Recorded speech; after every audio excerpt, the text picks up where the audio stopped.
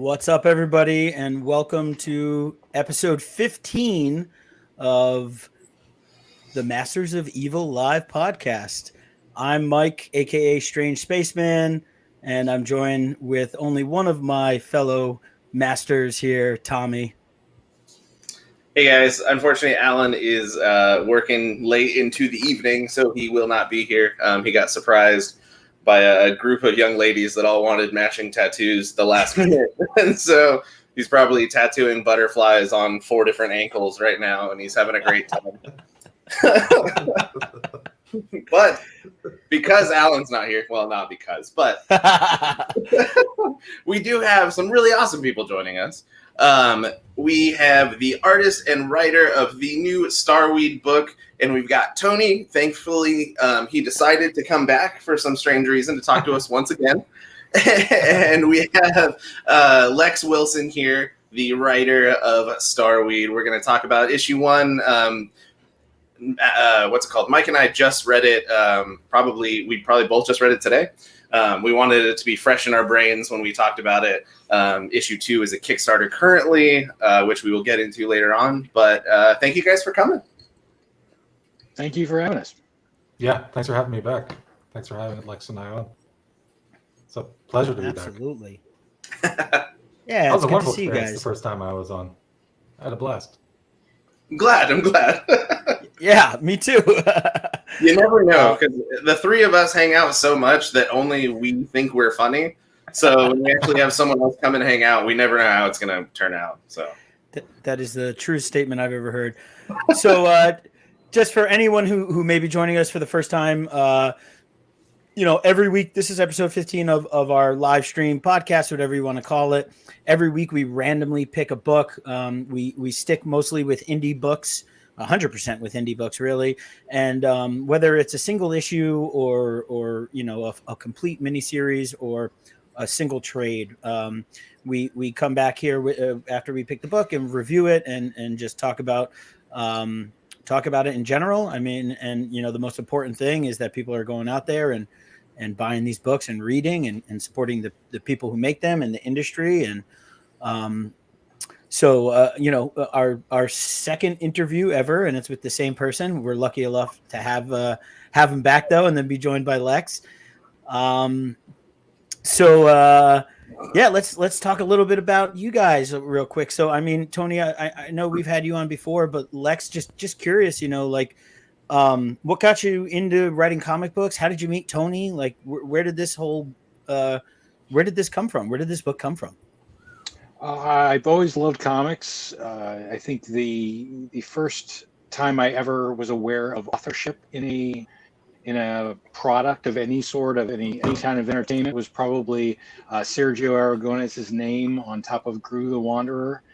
You just sort of ever since then, you start being aware that somebody actually created this stuff that we enjoy, and I was reading that as a kid, and to this day, that's the one comic that I've stuck with through all my life. I don't remember when I started writing comics. I think it took me a while to kind of figure out that even with that knowledge of Gru, that I didn't necessarily have to draw it myself. I think I just assumed that my inability to draw, or my unwillingness to spend the decade or longer getting good enough to actually present something, meant that comics weren't something that I could draw. So I was kind of like, I guess I'll write prose stories until I can get the call from Marvel or something like that. I didn't have a plan. So I started writing in other mediums. I love fiction. I love writing film stuff. I love writing. I've written for video games, but I always come back to comics anytime I can. And now with Starweed, I reached out to Tony, and he was a great fit for obvious reasons. If you look at his portfolio, and then if you look at the final product, you can see that it's hard to imagine anyone else in this position. That's awesome. Nice So is this? So let me ask you: is this your first comic that you've written, Lex? No, I've been writing on and off comics, but it's not been the focus for mostly for monetary reasons. I've done mostly short stories up to this point, including I did one with Silvio DB that won the last Eagle Award ever awarded. So sorry about the Eagle Awards. It probably wasn't our fault, but I don't know. Well, great. Rest in peace, Eagle Awards. Gru the Wanderer is definitely a book you don't hear come up often, and I love those kind of like just like those not so mainstream books that are comedic and slightly, and not slightly, but extremely fantasy driven. And I think that's awesome. That's the book that inspired you and the book you've stuck with for so long. I love it when somebody has like a quirky book like that, which I would say would probably explain a lot about Starweed for me, because I read this book just for the first time today, and like I'll admit at first I was like, I'm not sure what's going on here, and I got the general premise and I understood a lot of the jokes, and but I wasn't sure what the characters were doing, and then in the last 4 or 5 pages, I'd say it became very clear, and I'm really excited to read I won't say it became clear, but I started to put the pieces together, and it made me really look forward to the second issue. So I just, overall, I thought the art is fun and whimsical and super, I think like just it's out there, and I love it. Like I love the character design and the writing. It was fun. Like I laughed, and I think one of my favorite little things, and I don't know if this was a Tony thing or a Lex thing, but all the crates with the different the different strains and like the cross strains of Kevin Smith and Willie Nelson and all those other stuff. I love little Easter egg stuff like that. I thought it was hilarious. I love the book, like I would definitely recommend it to anybody, and definitely jump in on the Kickstarter. But so I have to ask, going back to exactly what he was talking about, the last page or two. So your main character is a gravedigger, correct? That's what she's considered. Sure. Yes. Grave robber. Yeah, there you go. And so she is taking these bodies of certain people. And is that what they're making the weed out of? And that's why all those names are on those crates? Correct, yes. Okay, that's what I thought. And I just wanted to make sure. And then, so the funniest part, obviously, is the Martha Stewart is like the big one. And everyone wants that. And that crate is massive.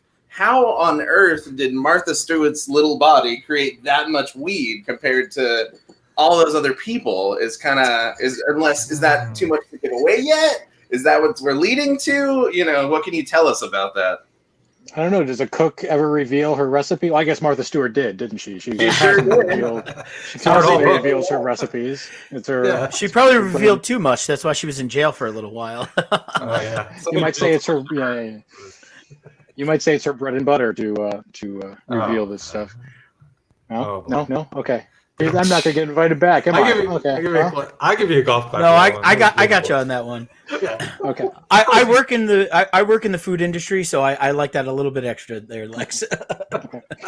Some of that stuff is going to be explained as time goes on. But yes, the idea is that people are smoking the remains of dead celebrities, and it becomes kind of like, oh, whose shoes do you wear? I like my Nikes because Michael Jordan endorses them, or I want to wear this because I saw Mick Jagger wearing it. That sort of thing becomes the who am I smoking? Becomes literally who am I smoking?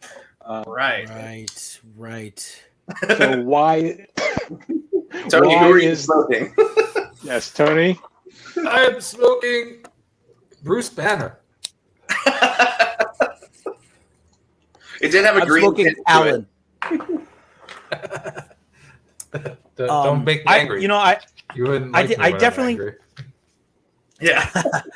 I feel like I definitely picked up a little bit on that, like satire on like I don't know. For me, it felt like social media or something like that, because I know you had mentioned like the Kardashians at first, and like we're giving you the Kardashian rate or something like that, and I kind of had a feeling that there was this there's this big well, at first I thought it might have been some big company that's overseeing all this grave robbing and making this weed and stuff, and I guess we'll find out what happens here. It seemed like there's some corrupt individuals in this space DEA, but I definitely got that feeling of like, oh, this is like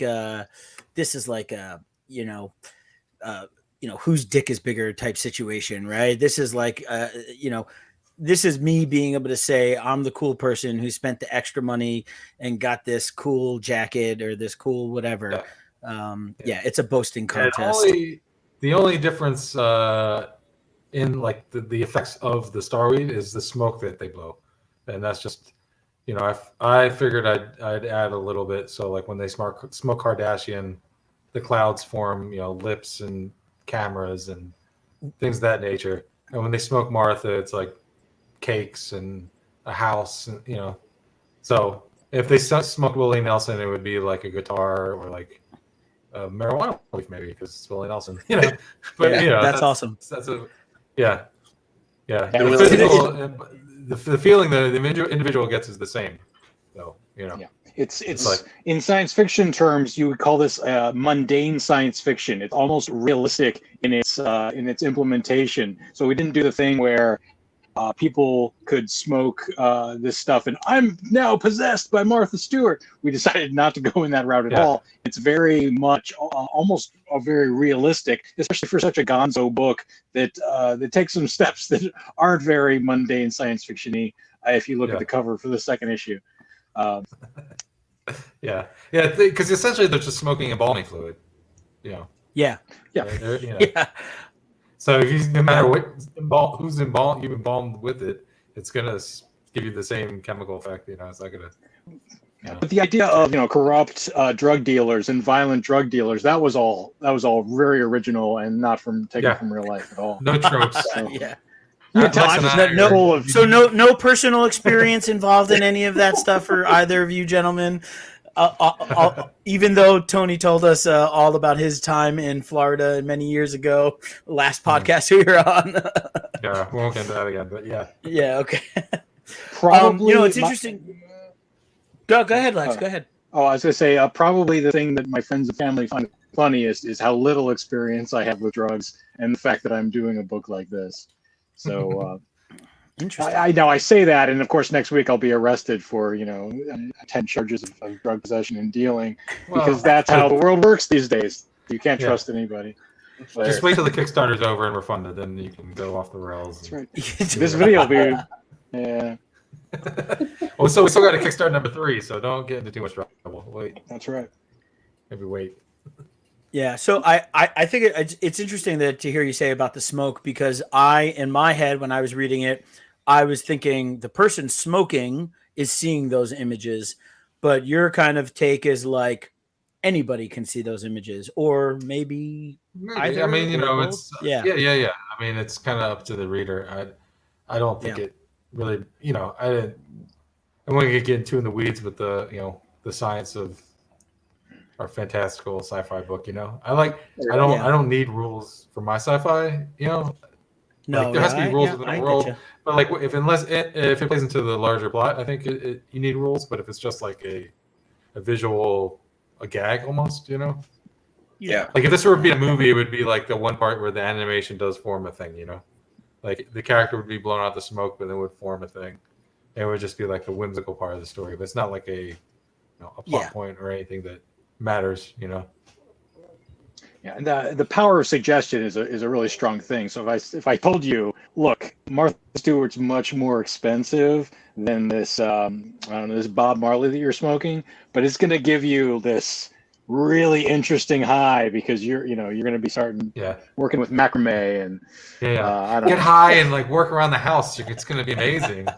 That's right. You're going to get all your chores done. Yeah, that's right. Make the best pies. It's going to be great.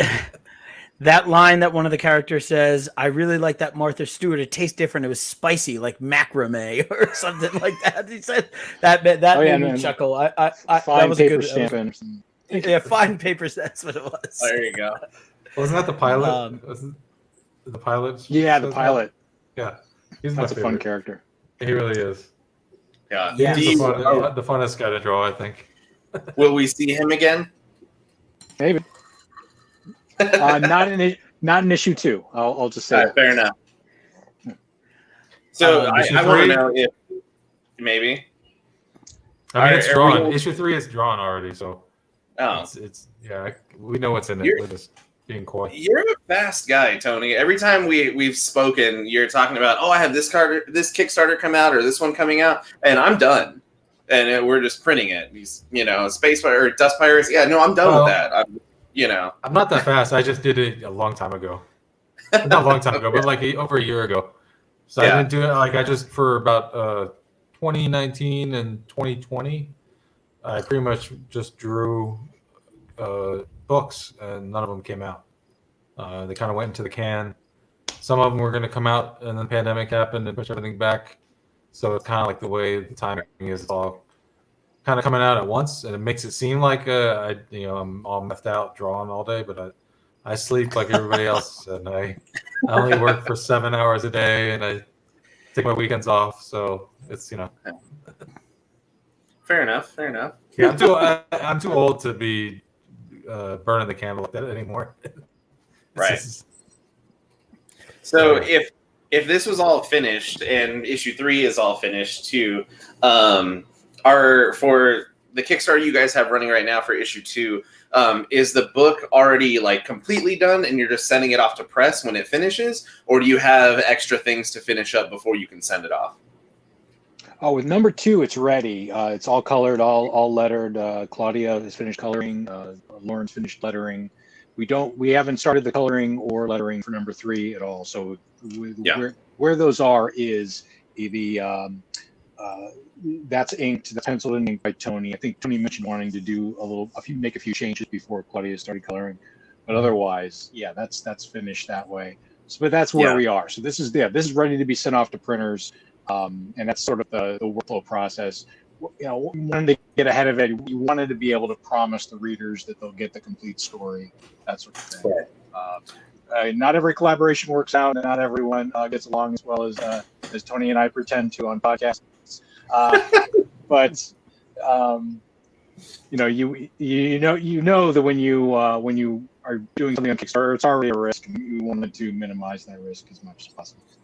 Yeah, because I know I've contributed Kickstarters before, and ones that were nowhere near complete. Like it was, maybe half a graphic novel of something, and so their projection date of when you're going to get it is almost a year away or something like that. And at that point, like I enjoy doing it because I do want to contribute to it and I do want to purchase that item. But by the time it shows up, I forgot that I bought it, and it's like Christmas. And so, like, I don't mind that at the same time. But it's really cool when, like, I just did one for Jimmy Palmiotti did a new book, Sex and Violence Volume 3 or something like that. And I really bought it because it had a really cool Frazetta cover that I had never seen before. So I was like, I feel like I should own that.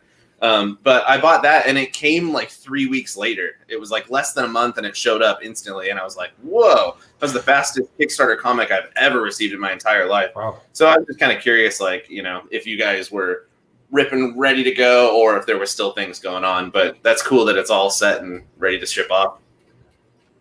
Yeah, it's all wrapped up. I don't know as far as like the T-shirts and the like if the T-shirts can take a little longer or not. Lex is probably they shouldn't add anything to it. The printer, we're looking at offset printing, which will take a little longer, and so by the time those arrive in my hands, the T-shirts will be ready. Right now, I'm actually trying on T-shirts to try and find one that we like. I had a backer mention that they preferred 100% cotton. I thought that's a good goal. Last time we did this tri blend, which was really nice. I tried on like 3 or 4 different tri blends. Some were too thin, some just weren't comfortable, some were inconsistent. So writing comics is a weird job, especially when you're also project managing. Right, it really is.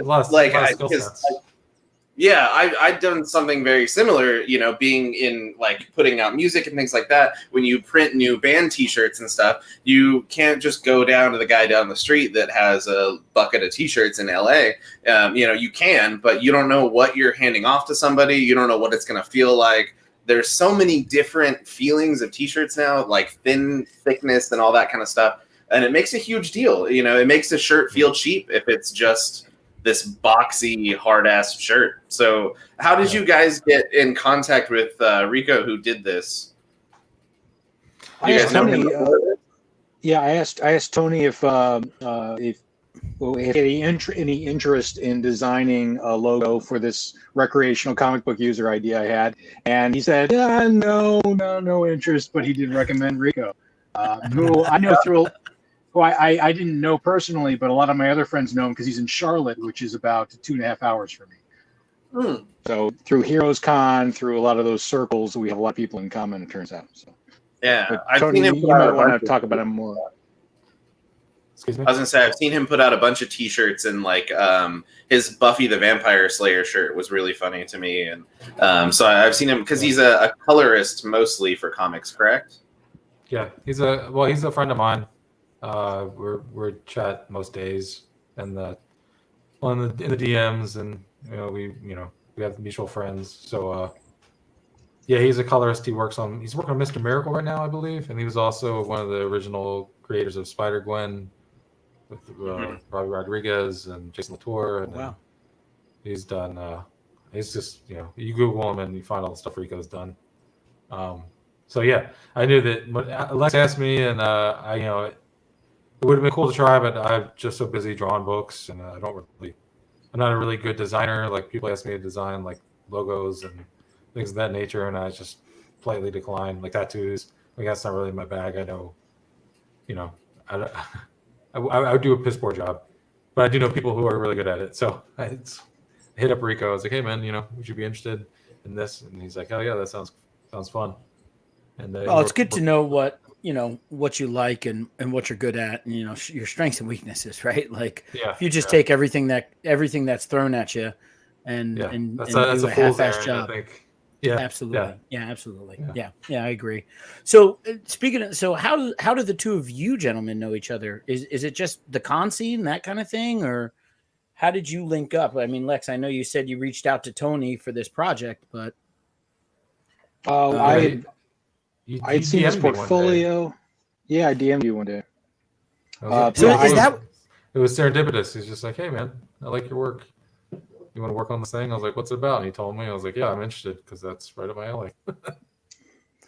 And is that a thing that happens? Up his alley. What's that? Yeah. Is that a thing that happens just kind of normally in the comic, or at least in the community of comic creators you're in? Like, is that like, I mean, obviously I know there's a whole nother world where people are put together and whatever, but like, is that a typical thing to just DM somebody and say, hey, I have this idea and I love your artwork and I think you're perfect for it, or vice versa? That's awesome. That's how I got Worst Dudes with Aubrey. Aubrey hit me up one day. He's like, hey, I like your work. Do you want to work on a thing? And I was like, yeah, let's jam on an idea. At least in like independent stuff, I mean, and there's publishers, who like they have Rolodexes of people who they've worked with, who they're comfortable with, who they match people up. It's different, it's all different. Yeah, sure, yeah. But I mean more like in the indie scene, certainly, than anything else.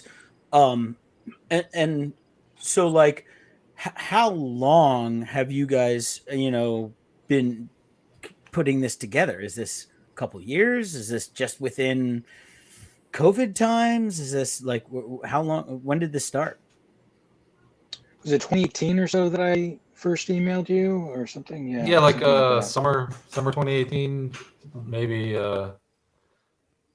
Late summer, maybe right before the fall. And it was a matter. And then it was a matter of getting on your schedule and figuring out, when or if. And that sort of thing. Lex emailed me, and then we started kicking around ideas. And then, unfortunately, my dad passed away, like right after we started discussing Starweed. And then so, I had to deal with everything and everything that goes along with that, and handle family stuff from there. So, I took a couple months for myself, and then I was ready to go back to work, and I was back home. we started developing the idea, and that was when I started. So it must have been, I got back November 2018, and I hit the ground running because I just, I was dealing with grief, so I just went to work, to bury my head in work. Yeah. you know how we deal with grief. We just bury our head in work. I do unfortunately understand that. Yes. Yeah. So I started working, and then like that kind of like I kind of we just crammed it away. Like I think I finished the whole series at once. I think I did 1, 2, and 3 like one after the other. I think. That's awesome. When it comes to like projects that you guys kickstart and stuff like that, I know, with Lex being a writer and like pitching the idea to you and you guys going back and forth, do you guys wait till the Kickstarter comes out to kind of like pay yourselves? Or is there some sort of pay coming between the two of you at all during that period of time? Because I know drawing comics, you're not going to bust it out in a week, have an entire issue and whatnot. So is it kind of hard to manage that, like the amount of time you put into something and waiting for that return? I don't really coming from someone that doesn't draw or write comics whatsoever. I don't know how often like an actual influx of pay actually comes. So I'm just kind of curious if you don't mind talking about it at all, like, how you guys kind of pull that off. Every relationship is different. Every collaboration is different, but in general, especially since I don't know Tony, but this is true in a lot of cases. If I'm going to reach out to somebody, I'm going to offer a page rate, and what that means is that Tony's going to be taking a huge risk with his time, with his time that deserves to be compensated, and I'm going to be taking a more of a monetary risk in that situation. So a lot of the preparation for these sort of things is, for me, saving up the money to make sure that I can pay a reasonable page rate, the page rate that Tony or another collaborator deserves, and Tony needs to be able to clear his schedule to meet that page rate. So there's negotiation, there's discussion that goes on to that, and so now the idea is anything that I can raise beyond the printing cost, recoups the production cost, and the production cost would usually be a page rate for every member of the team. When the writer is typically the project manager, as often is the case in indie comics, that just means that I'm the one who needs to be compensated at some point in the future, hopefully. So. Yeah, they're all watching you because it's all coming from yeah, and I would say that as difficult as it is to to find the funds and that sort of thing, one of the more interesting challenges is figuring out how to collaborate in such a way that it doesn't feel like the writer is the dictator or the person who always needs to have the final say. And part of it is helped because I'm not somebody who wants to help people with do in any way, so I probably defer to Tony and Claudia and others to a fault. So at some point I'm like, oh yeah, I trust your judgment, that sort of thing, when I probably should get into the weeds a little bit more sometimes. But really, like, that's just one of the more interesting problems of a lot of independent art.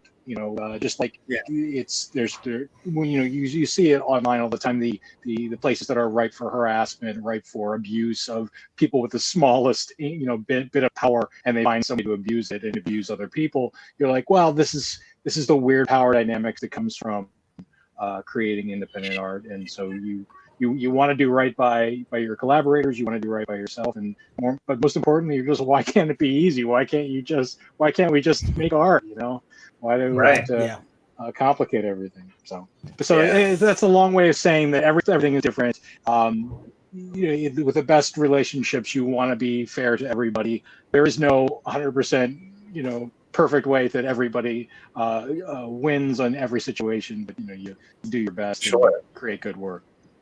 Yeah, I'm 100% just curious, especially because I went to a show, I don't know, it's a year and a half ago at this point, and Ben Temple-Smith was there, and we sat and we talked for quite a while, and I brought a book to him, and it was one of the books that he did a Kickstarter for, and he did it with a company that he was part of at one point in time, and he looked at me and he's like, oh, the book that almost killed me. And I was like, what do you mean?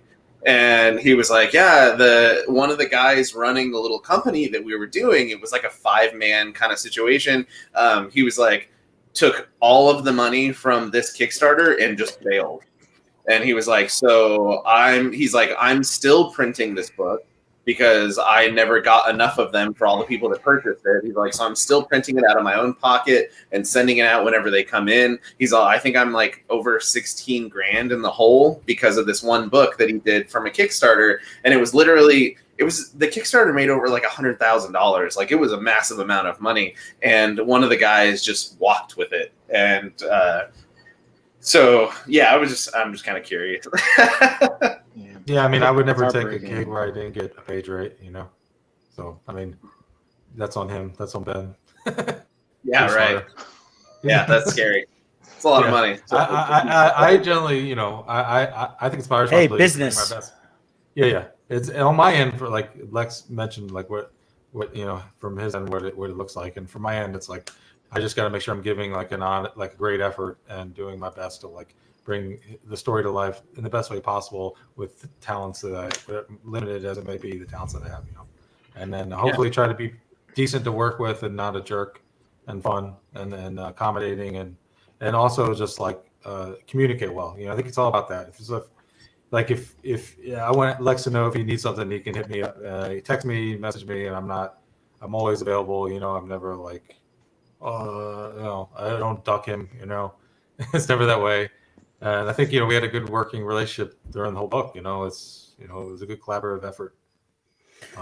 This is fun for me. I love drawing comics, and if I'm not having fun with somebody, if I'm not enjoying the story I'm drawing, like, I'm probably a grumpy jerk. So I try to only pick things that I enjoy with people who I enjoy working with. You know. Yeah. Sorry. No, I was going to say, have either of you walked off of a project because you didn't agree with the other person, like halfway through or anything like that? I've done it earlier when I first started doing this. I would just take any gig because I just wanted the experience, and I would like work with people who either promised me money. Well, I don't know if I ever did it where I was promised money, but where it was a really low rate and it was just to draw a book, you know. And I was working a full-time job, and then it gets rocky because like I've had the writer who is like an ex-screenwriter who was paying me some money to draw some pages, and he just totally got micromanaging with me and just made it a miserable experience. And we hired an editor to work with us because there's such a poor working relationship. The editor's name is Joe Illich. He actually runs Lionforge now, I think, or he's been an editor for DC. So he came in for a week as a freelance editor to work with us. And that week, like for months, this writer and I could not see eye to eye, and he was up my ass about everything. It was just not fun, you know. I was almost like at the point where I'm gonna tell the guy to draw it himself, like, you don't need me. You know, yeah, there's a difference between like collaboration and just saying take these like, dictation, hey, you know. Yeah, right. Exactly. And he clearly, and also a screenwriter, so he didn't know shit about comics for real. Like, he was like a screenwriter. It's a totally, Lex can tell you, it's a different craft. You know, you got to understand that it's a different thing. So then we got this complicator who worked with us for a week, and we got like 5 pages done in that week after like not getting anything done for a month. And the writer got so upset that the editor and I worked better than him and I did. Like, he took it personal that he just made this huge think about it, and I just like quit the book. I was like, you know what, dude, I'm bartending 6 nights a week. I don't need your bullshit. Like, yeah, kick rocks. And that writer was Stephen King. Yeah, fuck that guy.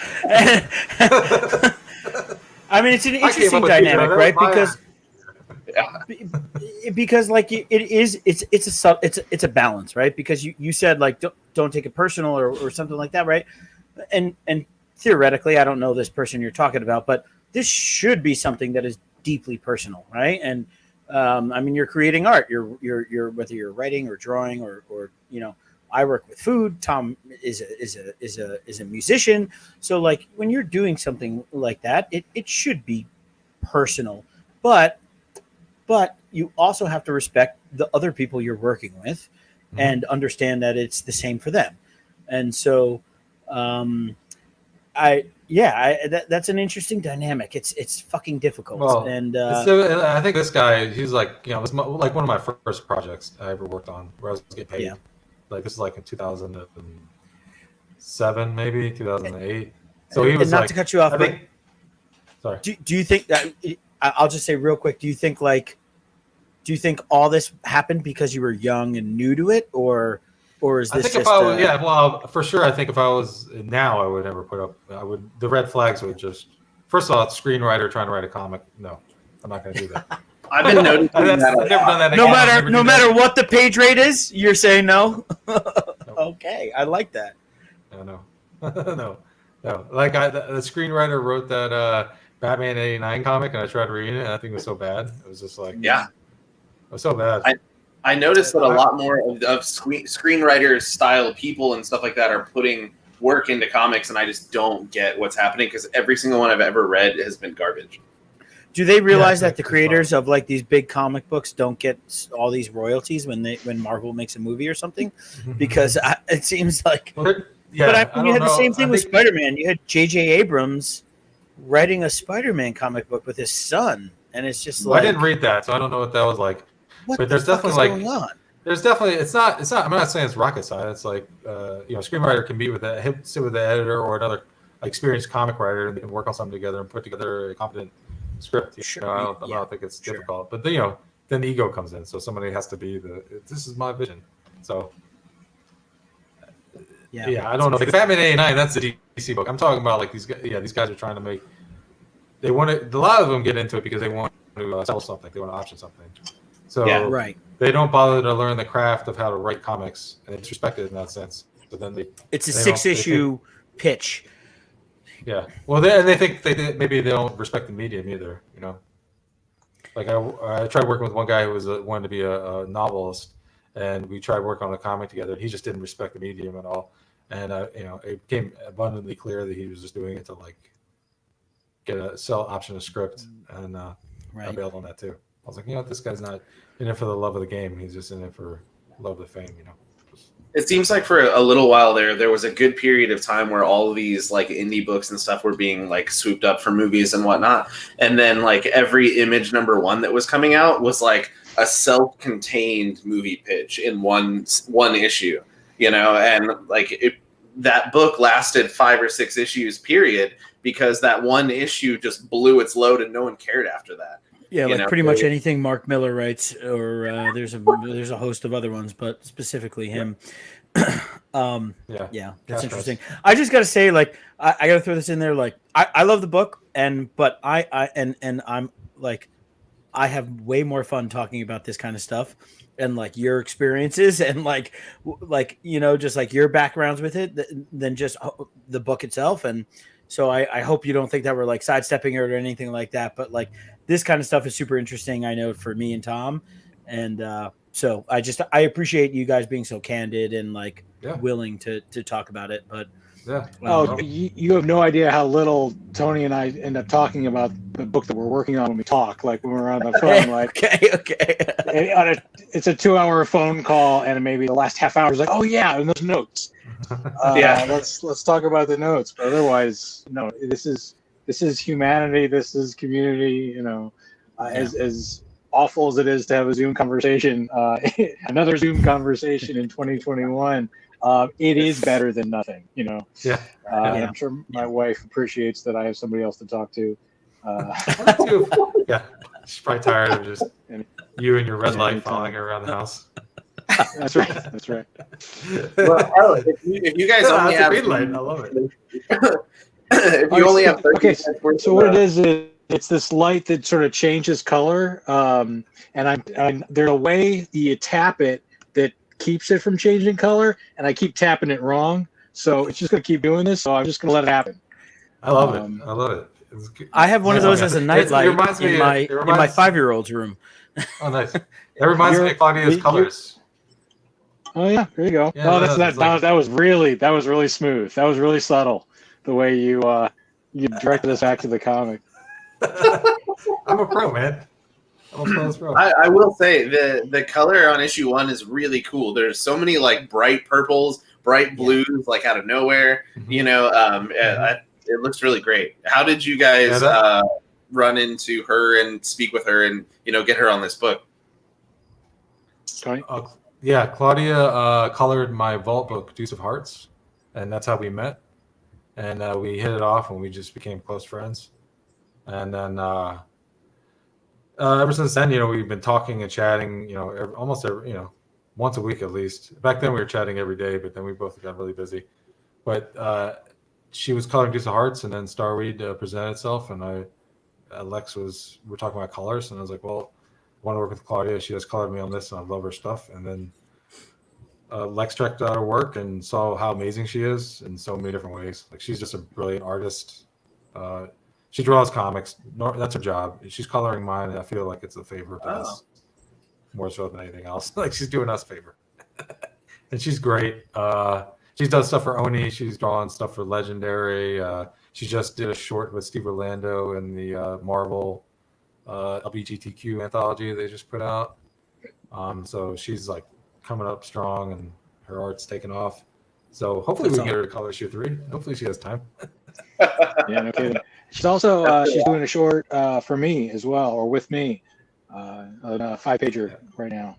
So oh, great! What's that? Assuming I'm still on her schedule, I don't know if. Or is that still to be determined? Not released yet? No, is that I don't really. I like to announce anything until it's finished. But yeah, more to come. So I'm doing a series of short comics that is based on this fantasy. It's very Gru-ish, I would say. Actually, it's a fantasy comedy type ongoing prose series, and then I'm also doing a series of short comic 5-page comics, and eventually I hope to assemble them, but right now they're just freebies for my newsletter subscribers, and it lets me not have to write a whole novel and yet still be able to work with some of these puns and ideas that I get in my head for stories for it. Nice. Claudia has done an amazing job. And yeah, if you check out her work as an artist or as a colorist, you can kind of see that she's kind of one of a kind. I'm amazed at how easy that was, as far as finding a colorist. I was like, how am I going to find out who the intricacies? Because what a color artist ends up doing is sort of making or breaking art, really line art. So there's I don't remember who first said it, but like art makes a book, but color makes the art, that sort of thing. So it's almost a survivorship bias. If the art doesn't work, then I'm not going to be aware that a color had an effect on it. But yeah, it's hard to imagine anyone else on this book having seen what Claudia did. And Tony worked with Claudia pretty closely. I was dealing with some eye issue at the time, so I kind of said, Tony, I don't know if you'd be okay with this, but could you work, with Claudia? And he's like, yeah.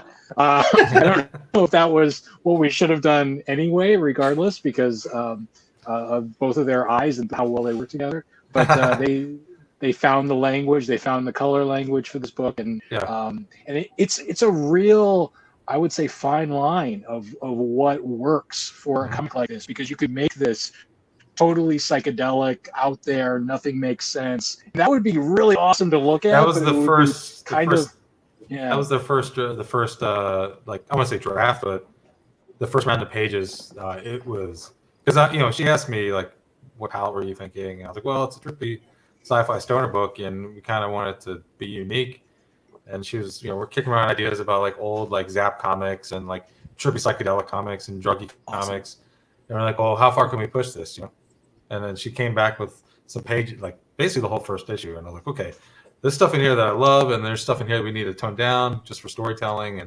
And we kind of went through it individually, page by page, panel by panel, almost, her and I, just talking it out and working it out. And I didn't have to guide her too much. She knew, but she also, like, we're friends, so it's just like, what do you think about this? And I wasn't, dictating things to her, but she definitely like knew that she could lean on me for advice or ideas. So we worked together, and it was the finished product. Yeah. I thought at first, I was like, it was so gonzo at the beginning. I was like, man, I don't know. This is like, we might need to go simple flat, because this might be too much. Like, and then we chatted out, and then another revision, and I was like, oh man, now I see it. Like, I see what it could be and what she had in mind. And then, at the time when we nailed it, we sent it to Lex, and we thought it was good. We were really proud. Like, Claudia and I were patting ourselves on the back, like, yeah, we did something here.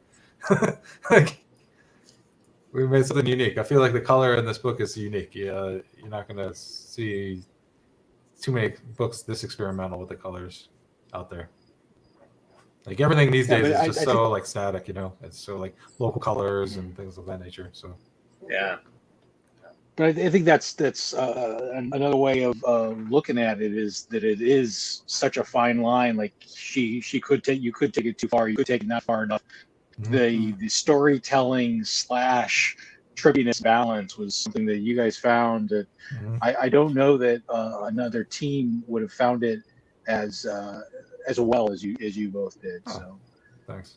Yeah, I think it comes with trust too. You know, like when you're working with somebody and you're collaborating, you know, it's all on service of the book to make the best book possible. Right. It's not about like ego or anything like that. So when you trust each other and your friends, it's easier, you know. Yeah. Yeah, and there's like a specific panel in the issue 1 where Diggs at the very end when Diggs like jumps down out of the building and she does like a straight up kick to the guy with the gun. Yeah, right? I saw that.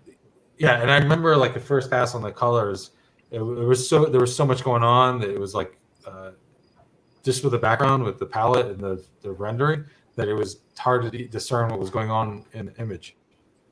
And we rated back a little bit subtly in certain areas on that specific panel. And I remember once we got that panel, it kind of like was like made the rest of the book make sense. And we kind of went back and retouched on other things. Like, oh, okay, well, we can do this here and do that there and add some effects here. So, yeah. If we ever do an edition like those old treasury editions that are huge, what is it, like 11 by 17 style books of the first issue, we should consider using the original colors for that. Yeah. I don't know if she still has them. She probably, because there was like all this, there's more stuff going on. There's way more textures, and it was kind of over the figures themselves, even more so. And you can still see here, there's some spots where there's like in her shirt and stuff. And we decided to keep it in the black of the clothes because it was kind of cool to have that come out. But it was way more intense the first go around. Yeah, I love that page. I don't know that page. I dig that page a lot. That sequence. Yeah, I certainly like hearing. I love hearing you talk about your work. I think that's awesome. Like, because, like, when I was looking at that page towards the end, obviously something big just happened and I was thinking about a lot of things, but I thought to myself, honestly, oh, is this the first like action shot that we saw? You know, like big kind of like the beginning like, sequence, when they heist Lennon. I mean, that is like And then I scrolled back through the whole thing and I was like, oh no, but that one popped out to me for whatever reason. That's interesting. There's like an interlude to there too, because it's like the Lennon scene happens at Red Square, and then it's kind of like we have the cartoon interlude, and then it goes into kind of like a more like world building-y type of thing, you know? Yeah, if he survives, please send him to Siberia or Mar-a-Lago. that had me laughing too. Any old gulag will do. Mar-a-Lago. Yeah. Any gulag will do. Yeah. Burn it to the ground. I love the colors are definitely something that popped to me. So like I have a lot of tattoos, and in my tattoos, it was never anything on purpose, but just I have one person who's done 96% of the tattoos on myself, and he always does this just like wonderful job of sprinkling in like pinks and purples, and it's always been my favorite part of all of my tattoos, like, you know, like, and I see a lot of that in this comic book, and it caught my eye immediately, and that was like a connection I made with it. I was like, oh, that, like, I love this pic, I love what's going on, right? But that like really is what draws my eye to it, is like that just little bit over that little bit extra. But like, you know, but it's not like I'm looking at like some crazy psychedelic like mushroom trip, you know what I mean? Which you could, because it's a story about doing drugs, like smoking weed laced with fucking a bombing fluid, which is, as Biggie Smalls would call it, the leak. You know what I mean? That's a hardcore drug. So well done. The colors are spectacular. Claudia, it's even better. right? Claudia Aguirre. Yeah. The letters are by Lauren Tyler Norby, who's a brilliant designer and artist in his own right. He lives here in Missoula, Montana. Right. He's one of my best friends. His day job is he works on the set of Yellowstone. He's like a production assistant for the TV show. My girlfriend loved that show. Everybody loves it. I've never watched it. He's they're filming right now. I think he's went off to Colorado to film the prequel show, so he's there right now. But he letters comics as well, and he's the letterer. I think he just added a lot of cool touches and design elements to the typography and the lettering. It's really good. This is gonna sound really like ignorant for someone that just reads comics all the time. But when it comes to lettering a comic, I don't know if either of you can answer this for me, but as much as you can would be great. Do they like literally take a font and type it out and see what it looks like and then write it out themselves? Or is there a process when it comes to lettering? I have no idea how that works. I always assume I'm like, oh yeah, you can just type that shit out nowadays, at least, So I'm just kind of curious if you can give me some insight on that. Most of it is digital these days. There are programs that'll make it a little easier. I did a lot of lettering in a program called Manga Studio, which I found made it really easy. There was still a little bit of a learning curve, but it was easier to create the word balloons and that sort of thing. There's a big art to how you create word balloons and what are best practices. First, 5 times you letter something, you're thinking square word balloons make most sense because words are in rectangle thing. But then you see that a few times and you realize, oh, this actually covers up too much of the art. This doesn't feel organic. It pulls focus from the art. There's all these different things that you wouldn't think about. Most professionals, I believe, use what is it called? Not InDesign, Illustrator. Yeah. Adobe Illustrator. To create the word balloons. Okay. Some people use Photoshop too. A few people use Photoshop, but mostly it's Illustrator and Manga Studio. Like that's it, I think. So with the word balloons, right? Like, are you? And I guess this would be more for. I guess this could be for both of you, but like, are you ever specific in the direction, like where you like? Are you ever like? I mean, it's obvious. Don't put it over the person's face, right? The character's face, like that makes sense, but. Have you ever been in a situation where you're like, hey, just make sure, like, the word balloon is over down here in the right hand corner, like away from all this, like. That's what I do. Is there? Yeah. So you do. You give that direction. Yeah. Well, when I do a page layout, I account for where the word balloons are going to go, and then hopefully, when I draw it finished, there's enough room for that I allocated. Like, well, I send the Russ and Lex and I will go over them and we'll figure like we need more room here, or maybe Lex will be like, oh, I could rewrite that to make it smaller so it fits into that space. It's kind of like it's a collaboration. It's a collaboration, and that part's malleable to where it's like, and we'll figure out this is the way it's going to look, and this is where the layout's going to be, and where the word balloons are going to go. And then when the finished art comes in, maybe Lex has a different idea, and he's like, oh, well, let me, gets inspired by something that I did, and he rewrites it a little bit, depending on whatever. But yeah, it's definitely like something I do. Is like when I'm doing the page layout, I count like this has to go here because that's part of the art. The word is part of the art, so it's like part of the book. Yeah. Like when I do I'll start doing a self autobiographical comic, I just letter it myself, hand letter it. Figure out where everything goes and just draw more word balloons by hand. Yeah. That's interesting. I would have never guessed in a million years that an artist is. I mean, I guess it makes so much more sense, but like, especially if But I would imagine that they're like maybe reading the script or have the script, but don't know the exact layout of where the word balloons are going. But I guess that makes more sense. But I guess I would have just never thought that. Yeah, well, I mean, there's you do it. There's rules. Like first person who speaks is normally on the left. You know, 'cause you read Right. left to right. So Right. and then Right. there's action going on, so I got to account for the action, and then that's all about storytelling and knowing what to draw and what not to draw, and that's part of experience and just doing it every day. Yeah. Yeah, What you do. of course. Yeah, right. Yeah. And I first can- few- Sorry. No, go ahead. my first few scripts, I didn't really realize that how beneficial it could be to number the letters on a page, or number the word balloons on a page, and that's something that you learn pretty quickly, because then the artists, when they're doing layouts, and basically have the word balloons go 1, 2, 3, 4, 5, 6, 7, and they realize, oh, that's where they go, and you know exactly which word balloon because you look at the script and that sort of thing. It's really beneficial.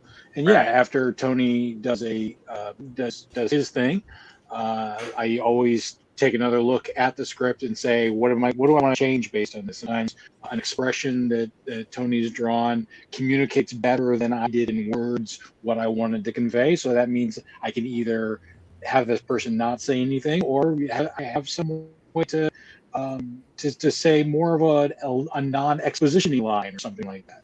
So you have a lot of different options. You can play with it. When you brought up the Mar-a-Lago gulag line, I did multiple versions of that, and probably because it was like a year later into Trump's administration, and like I have more things to say, I think. But also figuring out how the joke would work. I wanted it to be pithy. I didn't want it to be like, oh, this is I can make a paragraph out of this joke, but then it's kind of like trying to compose the perfect tweet. How do I make this one sentence and have a very nice punchline to it? And figuring out, we knew there was a gulag, we knew there was Siberia, and we knew there was Mar-a-Lago. Like, how do we put those three things together? And we finally, I think I actually worked that joke out with you, Tony.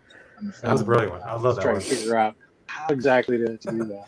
That was like one of the first few pages of the script when I read it. I was like, oh yeah, this is fun. First, I was like, oh man, I gotta draw a red square with all these like Times Square billboards. I'm like, oh god, this is gonna take forever. And then I got the line that made me laugh. Like, oh, it's funny you say that, because I'm looking at that right now. This one. Yeah. I've been staring at this. It's very interesting because it's like New York City, Russia. Yeah. Yeah, and it's interesting. And then you make the comment about like essentially Trump, Russia, and jail, the gulag and Siberia. And oops, sorry about We that. lost it. There you go. Yeah, I dropped myself out instead of the other picture. My bad. That's what happens when you smoked.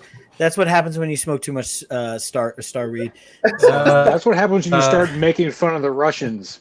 They're on here right now because you wrote this book.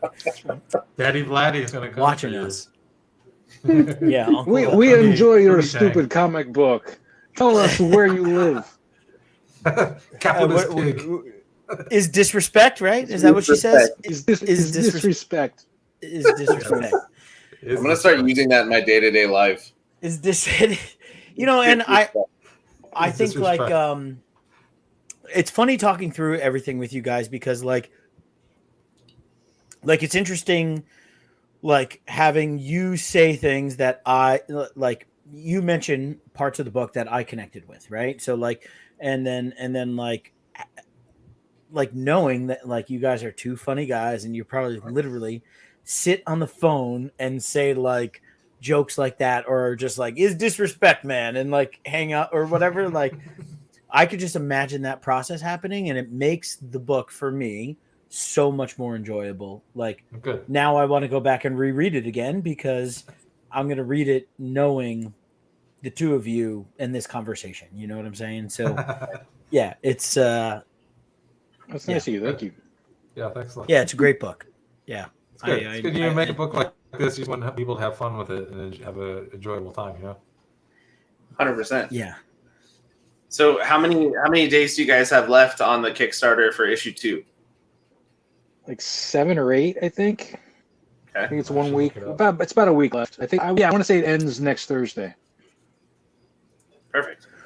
So everyone has plenty of time after watching this to go to the Kickstarter. Yep, 7 days to go. There we are. Get your ass over there. Time. They have to go right now. They have to. Yeah, the link. Go the right link now. is in the chat already. The link is in the chat. And there's stretch goals. And get the T-shirt. And buy these books. And follow these guys on Instagram. And do all the things to support comic creators, because these guys deserve it. They put a lot of heart and work into this. At 4,500, we hit a stretch goal. And Lex, would you like to reveal? Oh yeah. So silkscreen printing becomes more expensive the more colors you use, and so we are able to, at 4,500 or 180, I think 180 backers, and we're almost to both. We are going to add color to the T-shirts. So instead of being a black and white design, which still looks really great, it's going to have a bit of red to it. We're really making the eyes pop of the glossy fried eyes of the recreational comic book user logo. The stickers are digitally printed, I believe. They might be offset, but the cost is negligible to have it be black and white versus color. So those are already color or holographic. We have a holographic sticker as well. But so the new thing is that the T-shirt will be color, and then we will announce the next stretch goal. Yeah, we have some of the variants that are still left over as well. The Erica Henderson variant, artist on Squirrel Girl and several other amazing titles. She did that great variant cover. I love it.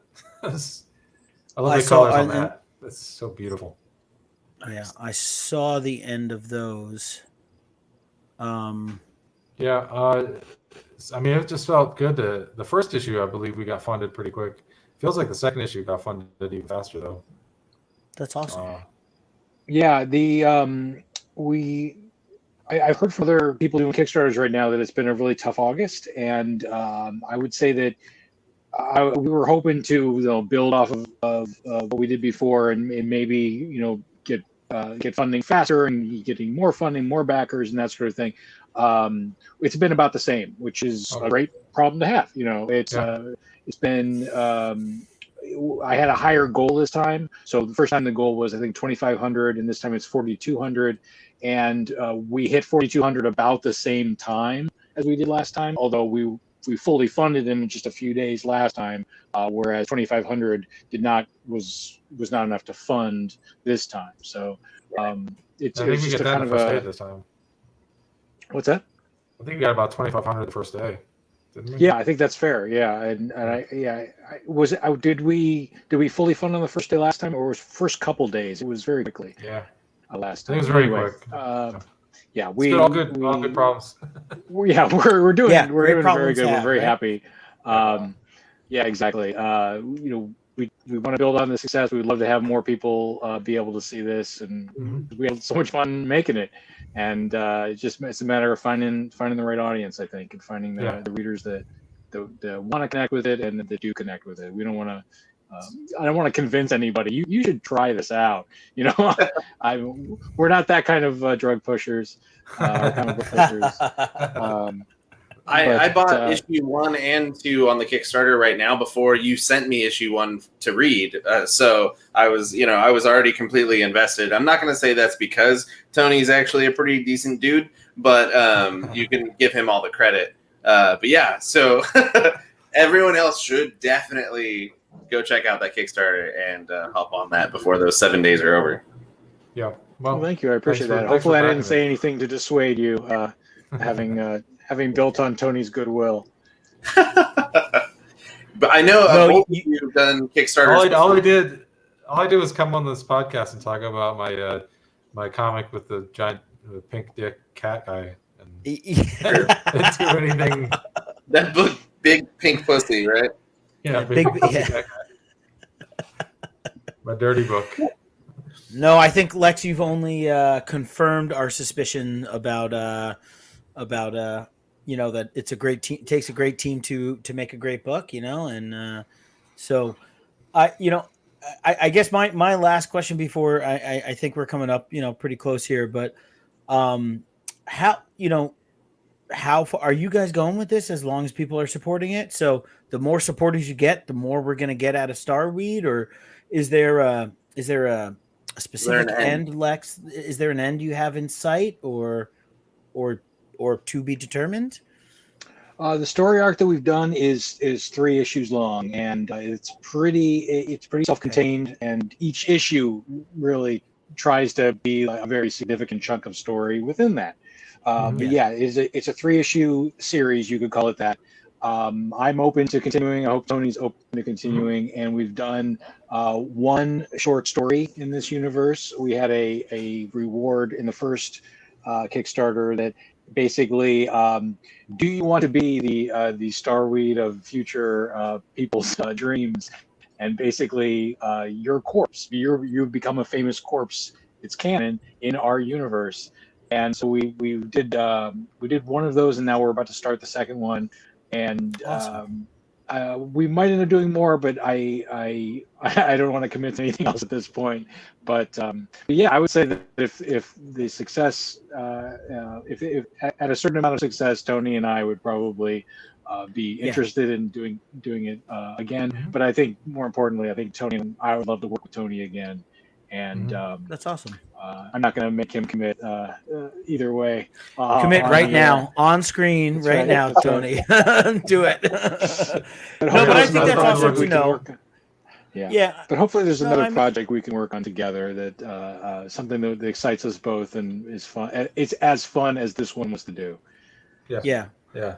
A lot of the books we read and review, for the most part, I mean, I say, is they're small, self-contained stories, and I think that's something that we personally like in books. Um, and I mean, and not for nothing, but like this first issue was like 34 pages, 35 pages, something like that.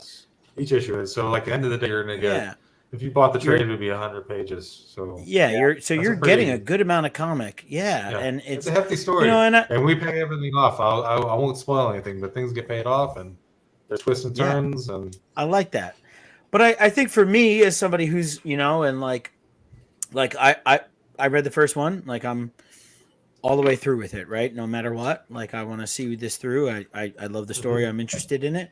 But I think it's also easier for a lot of people to be like, hey, I know I can buy 3 issues of this book and support these guys and be completed, and be done with. And it's kind of like, and we maybe will complete you. maybe you will complete us, and maybe like follow them further or whatever it is, or decide it's not for you. That's fine. But like, I think like the commitment is relatively like, in comic books these days, you never know what you're committing to when you're putting a new book off the shelf or putting a new one on your pull list Yeah. or buying a trade or any of that stuff. So to know like I'm going to get a good complete story in 3 issues and maybe see these guys do something else together, I think is a Yeah. good thing to know. I prefer my books to have. I prefer stories that have endings. Like I Yes, love I agree. superhero comics. That's all great, but like I do like having an ending to like a wrapped up story. I don't Yeah. need to lose myself into the world for 300 issues of a thing. Right. And as an artist, as a creator, I definitely like. I think the longest story arc I've ever done has been 5 issues. I don't think I've ever done anything over 5 issues. So like, I don't know what it would feel like to get 12 issues into a thing. I know at 5, there's this thing though for me where around like 4 or 5, I start to really feel like I'm understanding the characters and drawing them. Where it becomes just like secondhand. And I always feel like it takes an issue or two for me to get into a groove. And within the issues itself, it takes a couple of pages to get into the groove. Like first page is always like, I usually false start on the first page every book. Like I'll draw it and then I just won't like it and I'll just redraw it and then I go from there. Because there's like a mental thing in me that like I kind of have to make errors and learn just on that, like, or get out whatever anxiety or whatever. It's very rare that I just hit the ground in one issue and the first page. I don't start with a hiccup. But then it's all smooth sailing for 20 to 30 pages. It's just getting that one out of the way. But I feel like in a series, when I get to like issue 4 or 5, I'm like, I'm really understanding these characters. Like in Worst Dudes, I finished issue 5, and I was like, those characters were part of my DNA, and I was just getting used to drawing. Not even just getting used to, but I was really understanding their movements and how to draw them the best, simplest, funnest way possible. And then it's over. I was kind of like, man, I wish I had like 5 more issues to play, or like 3 more issues just to play with these characters a little bit. Right. But after that, I think it would just start to become like I get bored if I went more than like say 8 or 12 issues. It would just I mentally would just check out. So Unless Lex, there's I think something what new. Tony's saying is he's definitely down to do more because Starweed, really yeah, for loves these sure. characters. I love Starweed. Yeah, I would do more Starweed in a heartbeat. Yeah. Well, it sounded like he just needs a dopamine response of some sort. So so either need a Hey, script that provides that hit of something, or yeah, the script, Yeah. or a package in the mail, or whatever. Don't we all need that? That's for sure. Jesus. Yeah. Speaking about Bruce Banner, so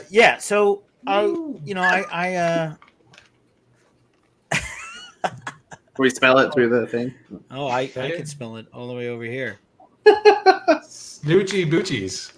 Snoochie boochies, as they say. So, all right, I now that brings me up another question.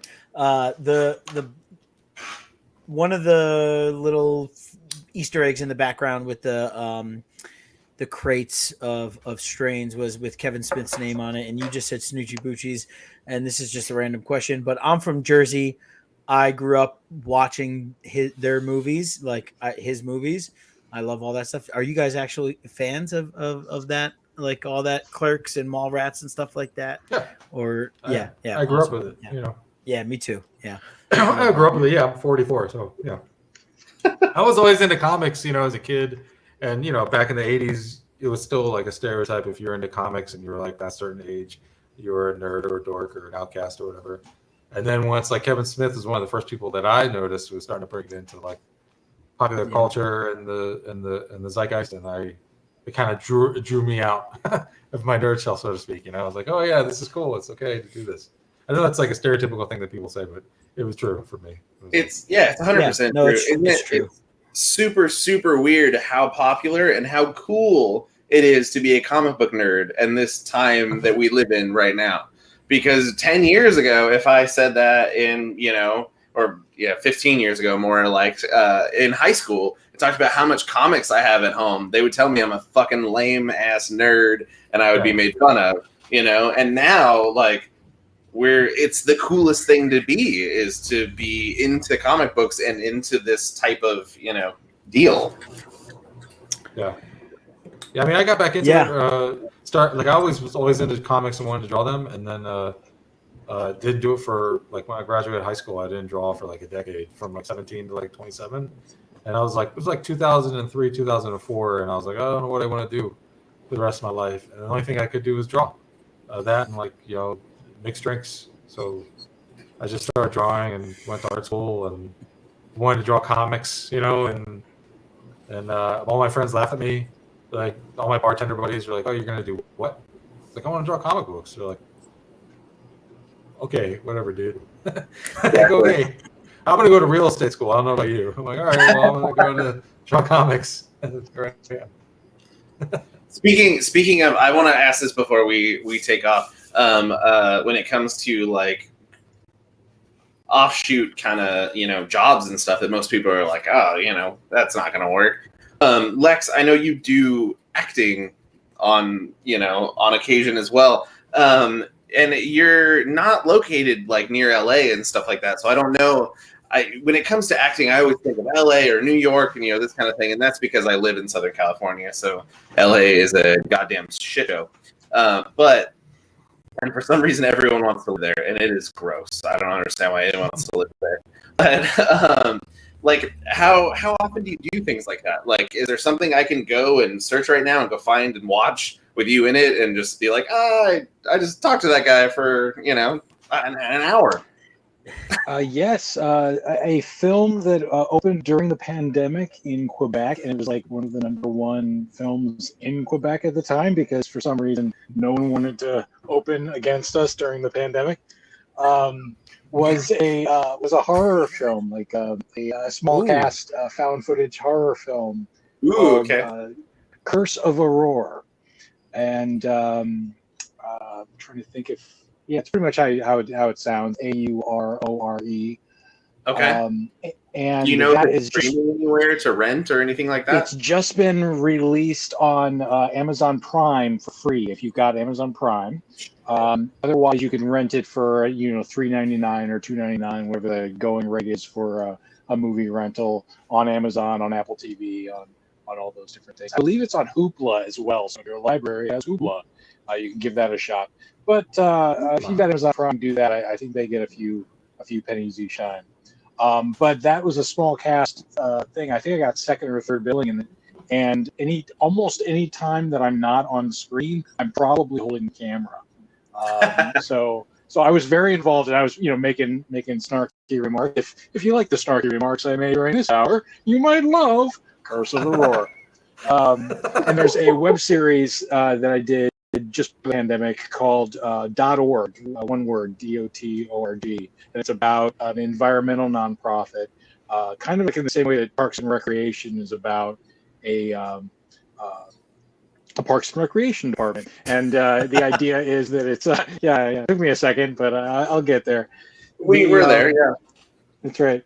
But it's a mockumentary, and there's a little bit of improv involved, and it's a fun little story. And it's the kind of thing that the hope, I think, with that project is kind of idealistic in a great way, which is in the same way that people got interested in town politics and Parks and Recreation. Everyone watched that show.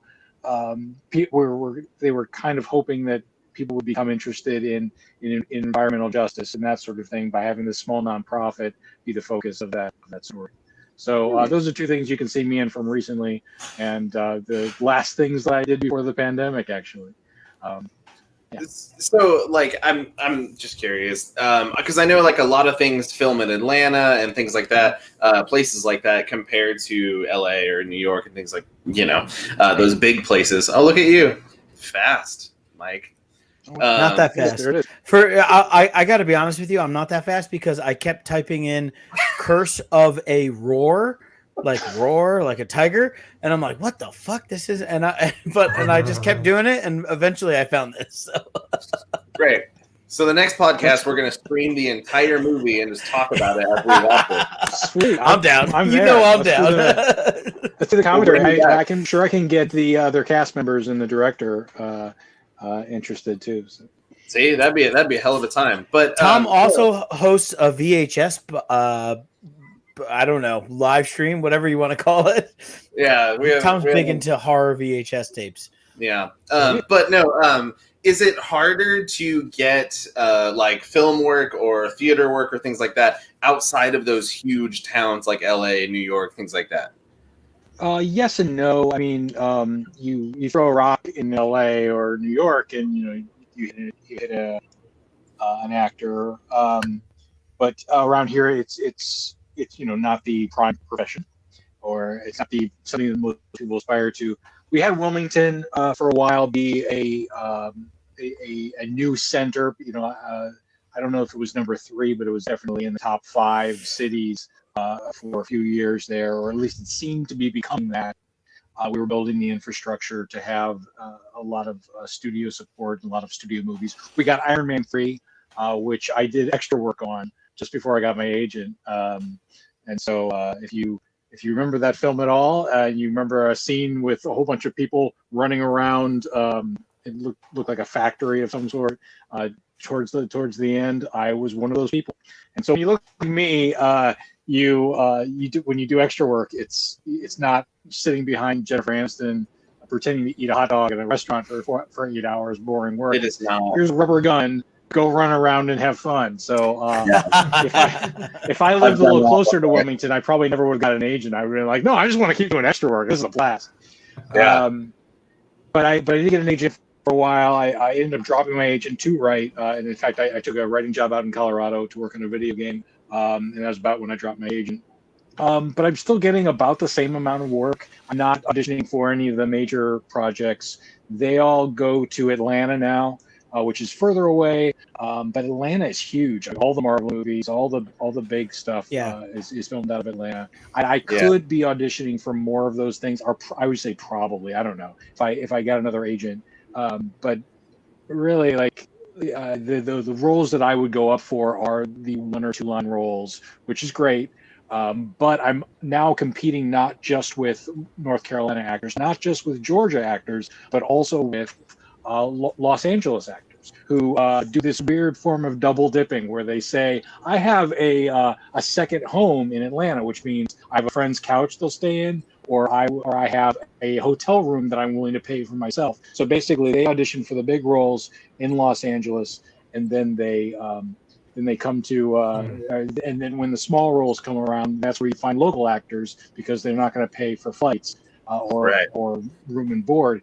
Then they basically are able to audition again for those small parts. And if I'm up against people who have all these different roles for their LA jobs and that sort of thing, including people by the same agent, so the local agents have these Los Angeles actors as local actors, and from a business standpoint, I can see why they don't send me on those auditions. They're going to send because everything's done on tape anyway. So it is what it is. You can see me on a deleted scene on Banshee season 3, I think, getting beaten up by the main actors. It's very little that I end up doing. The Curse of Aurora we filmed out in Quebec. And that's a long story how I got that job. But that was about a month that we spent in Quebec, and it was a blast. And I would love to do that sort of thing again. And the .org is sort of this dream thing. It's a mockumentary. It's a very collaborative environment, and we can they listen to our input, so we listen to them, and we put on a fun little project.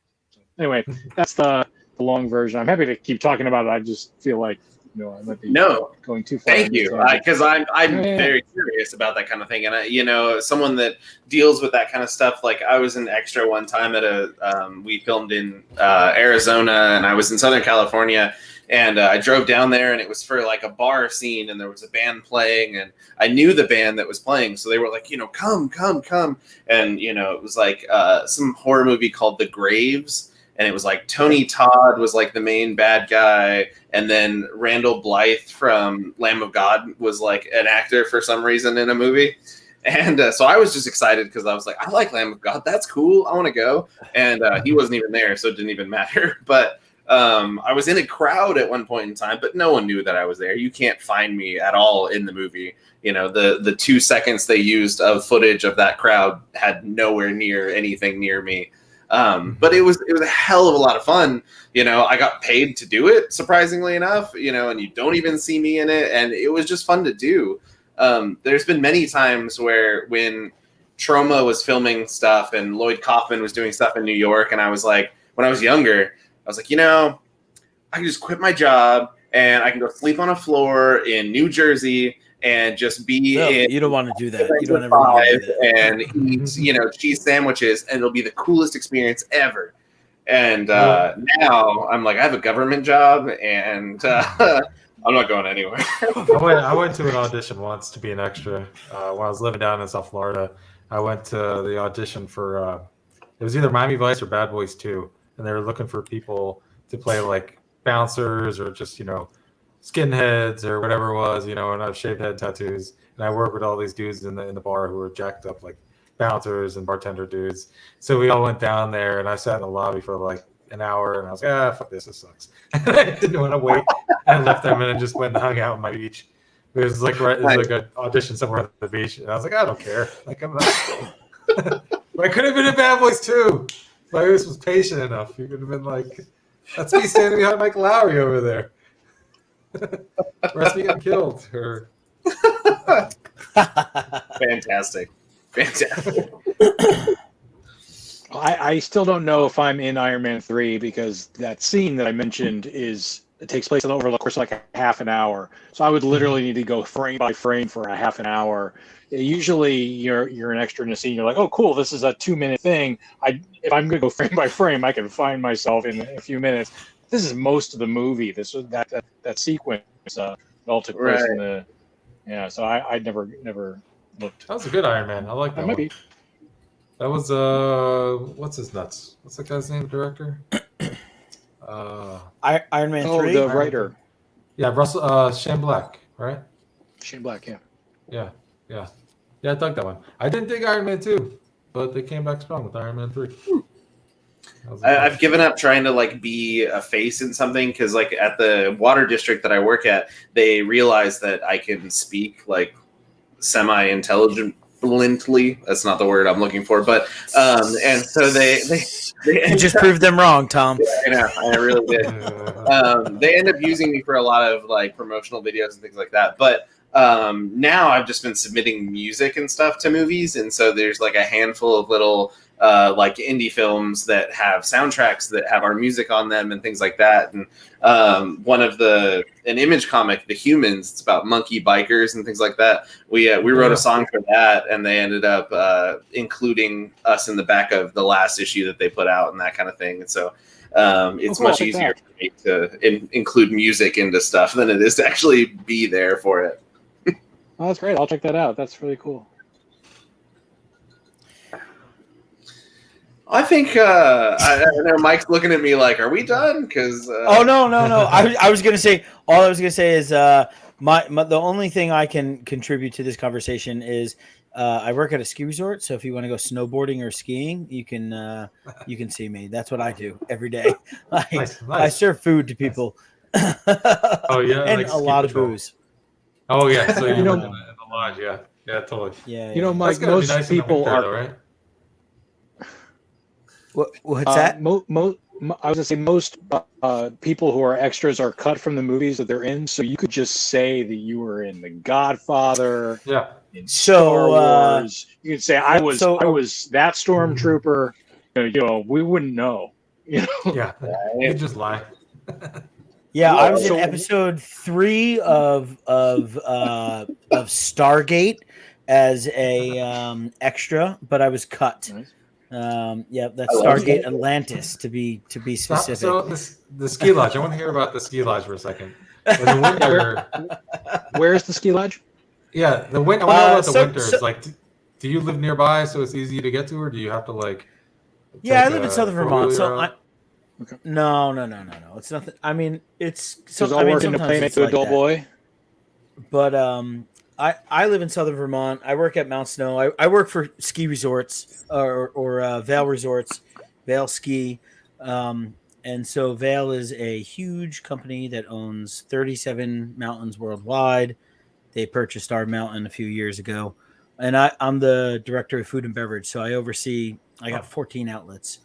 It's like seven full service restaurants, bars, weddings. We do weddings every weekend. It's nonstop. I work like crazy, especially with COVID. And no, I mean, I live 7.5 minutes from the mountain. My kids go to camp on mountain all summer long, where they're like mountain biking and swimming and doing all types of outdoorsy shit that I'm too lazy and fat to do with them. So,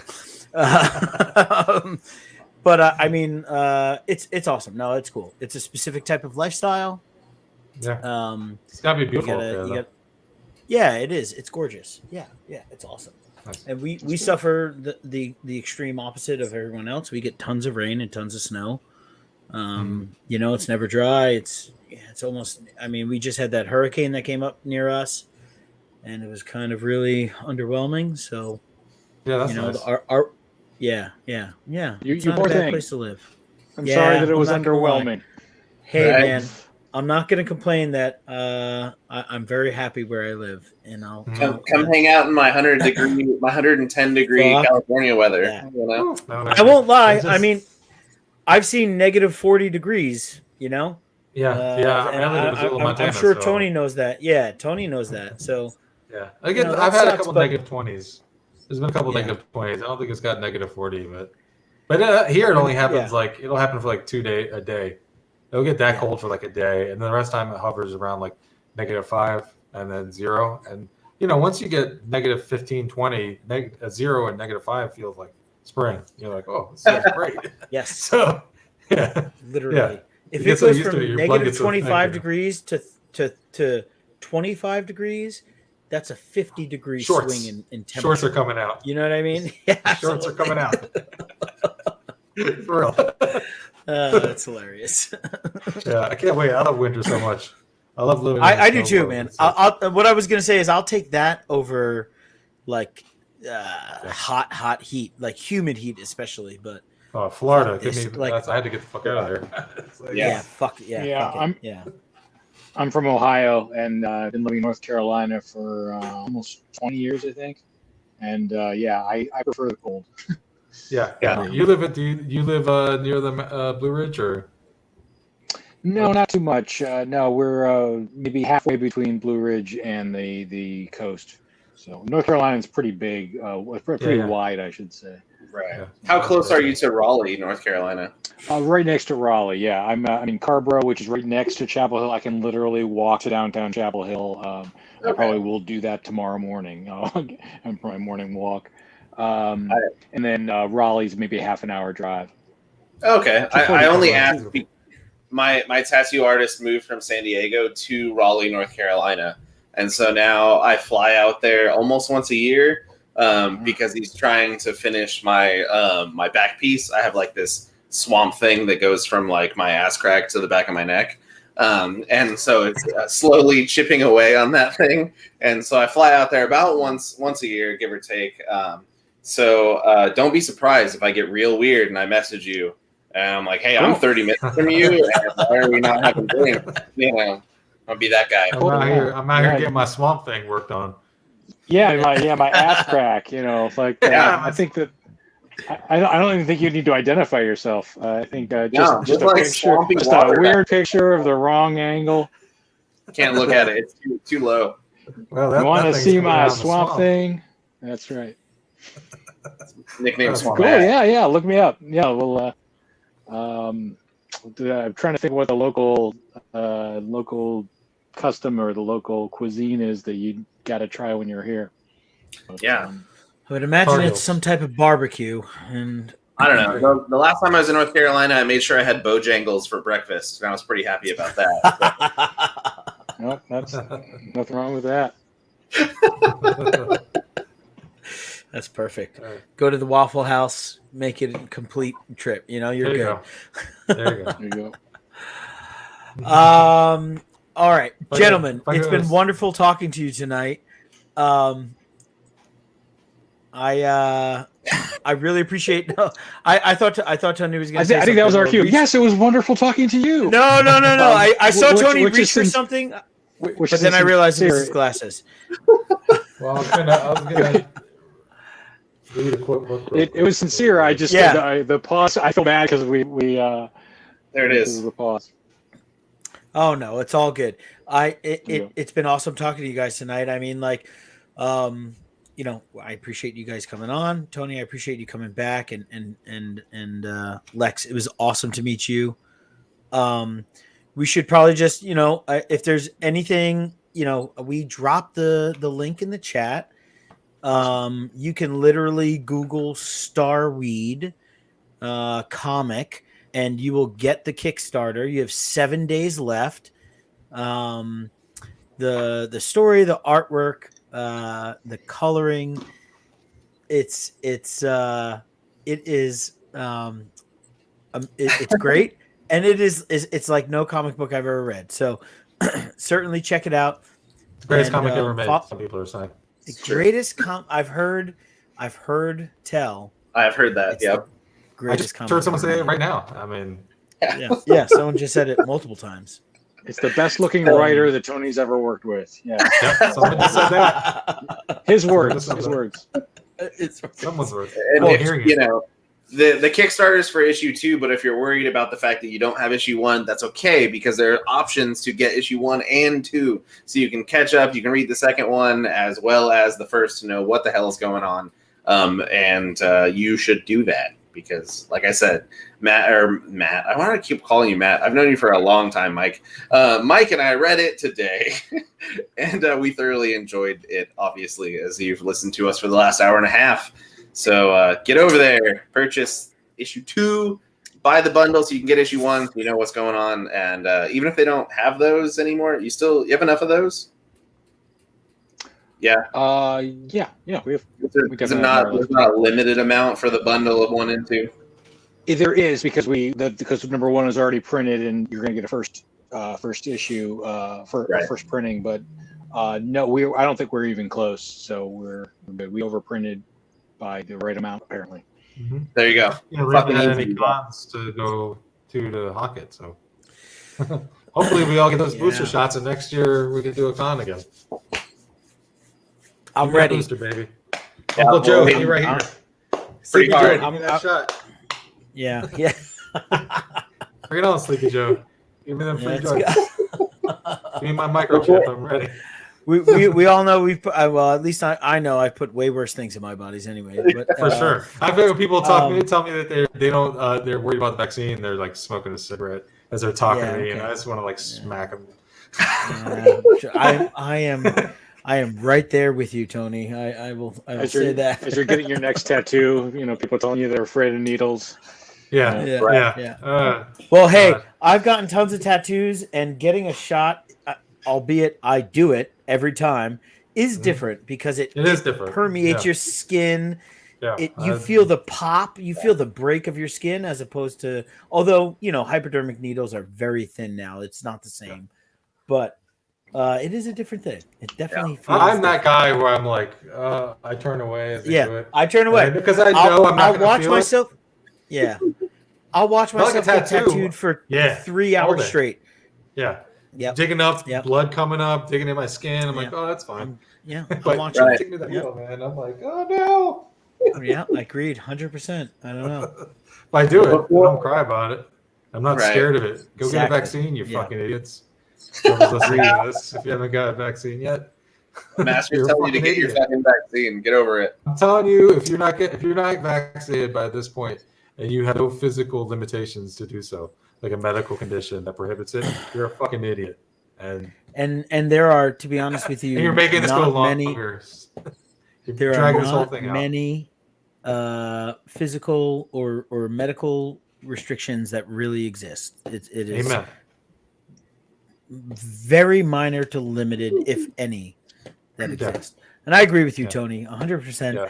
And there is one physical limitation. I'm ready for all the down thumbs that we're going to get on this video, I know. But, which I'm okay with, and I don't give a fuck. And I don't give a fuck about, because we made comments last time about, and I'm going to call you motherfuckers out, about Robin and the fact that they made him bisexual. And just because we support that kind of shit, you want to put thumbs down on us? I don't give a shit. Just stop watching us. Go the fuck away. We don't care about you. All right? We don't like you. We don't care about you. Okay? You're an asshole. Shut the fuck up. Before we wrap this up, do either of you go ahead. have anything else that is going on in the near future or currently that you're working on, or anything like that you want to tell the 3 people watching this show? I just told the fuck off. Yeah. In December, I plan on getting the booster because I'm not a pussy. And then also I have Worst Dudes number 4 that comes out next month. September 1st, Wednesday, September 1st. Worst Dudes number 4, and then That's a week from today. Week from today, next Wednesday, and then the next month, the final issue, the Worst Dudes number 5, the penultimate worst issue of comics comes out, and that's and I have a Kickstarter in September, another one for Ancient Noise number 5 with my collaborator David Crispino. It's the final issue of Ancient Noise, so you can get the whole series or the trade paperback with a brand new cover drawn by me, colored by Simon Go. And that is a 5-issue series that we've been working on for 5 years now. We do about an issue a year. We do one Kickstarter a year. And the story's kind of developed and kind of evolved. As we've evolved as people, it's kind of fun to read. About sentient time traveling, talking gorilla. We will post about that for sure. As soon as that is live, it'll be on our page for sure. Thanks. Lex, what do you got going on? What the hell's going on? You've already given us a platform to talk about the Curse of Aurora, which was recently released on Amazon Prime. But really, Starweed is my life right now because Kickstarters are all consuming. Highly recommend it. It is a great chance to connect with readers, but it is all consuming, and it is a month of your life that you are spending doing that. If you are watching this after the Kickstarter is over, Starweed.com will probably point to some way that you can get the comic in the future, which might be only digital, might be single issues available, might be the third Kickstarter is now in session, and you just happen to be finding this at the perfect time. However it is available, Starweed.com should both point to Tony and me and Claudia and Lauren's Instagrams and Twitters and all that sort of thing, as well as how to get the comics. That's about it. Thank you both so much for being here. We appreciate the hell out of you. We had a fantastic time talking about Starweed on top of everything else that we talked about. If we can get Tony here twice, I'm sure we can get him here thrice. And so be right there with I'll him. come on here and yell at people about not getting vaccinated all day. I love that. Episode where we just bitch at people that are really dumb. Oh, God, please give me a venue. Give me a venue to just call out assholes. I would love it. Tony's Next corner week of the segment on your podcast. Yell at people for 45 minutes. But thank you guys so much for being here. Thank you for anyone that has watched this. Thank you for anyone that is watching it now much later than when it aired. We appreciate you. At the same time, we don't care that you watched it or not. So we love you. You can also go get yourself. It doesn't matter. Cheers, and we'll see you next week with another book. Who knows what it is? I don't. Yeah, we don't even know what's coming up next week. So, who knows, right?